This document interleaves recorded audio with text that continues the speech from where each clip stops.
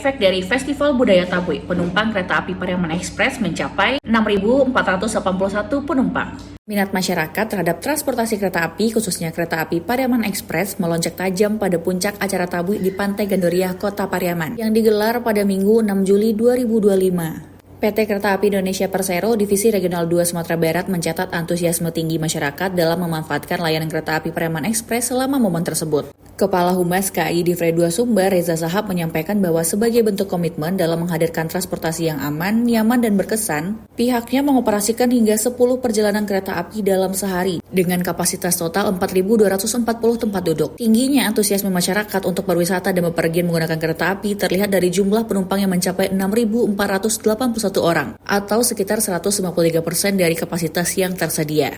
Nah, tentunya angka ini jauh di atas rata-rata penumpang harian kereta api Pariaman Express yang biasanya berada di angka 3.000 penumpang. Hal ini menunjukkan kenaikan sebesar 116%.